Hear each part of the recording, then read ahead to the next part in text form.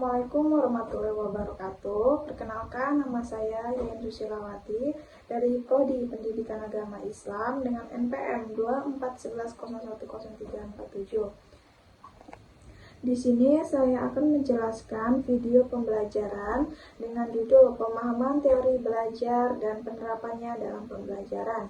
Adapun ketiga teori tersebut yaitu yang pertama teori humanistik, dan yang kedua yaitu teori social learning, dan yang ketiga yaitu teori kognitivisme.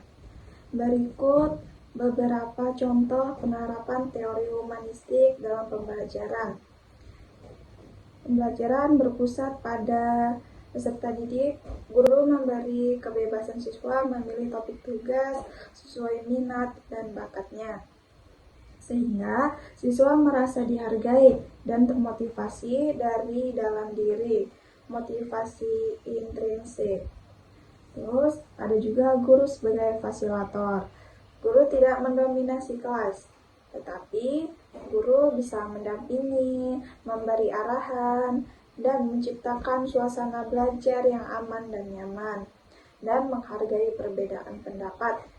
Dan yang kedua yaitu contoh penerapan teori social learning dalam pembelajaran.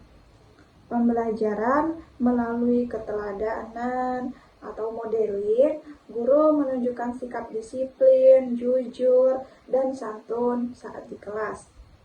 Siswa meniru perilaku guru tersebut dalam aktivitas belajar sehari-hari.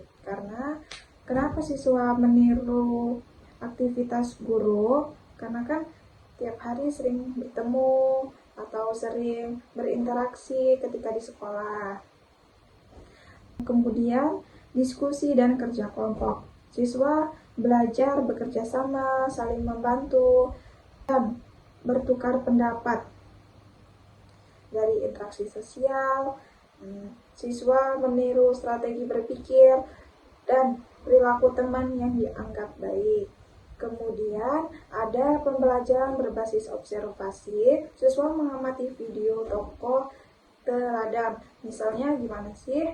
Seperti tokoh Islam atau tokoh pahlawan nasional. Lalu mendiskusikan sikap dan nilai yang dapat diteladani. Dan yang ketiga yaitu teori kognitivisme.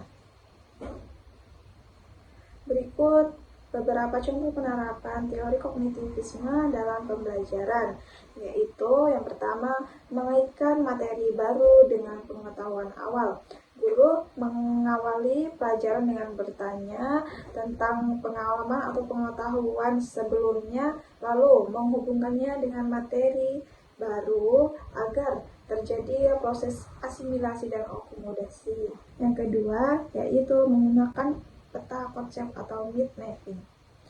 Siswa diminta membuat peta konsep untuk memahami hubungan antara konsep dalam materi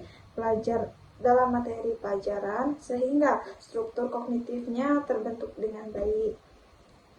Dan yang ketiga yaitu diskusi dan tanya jawab bermakna.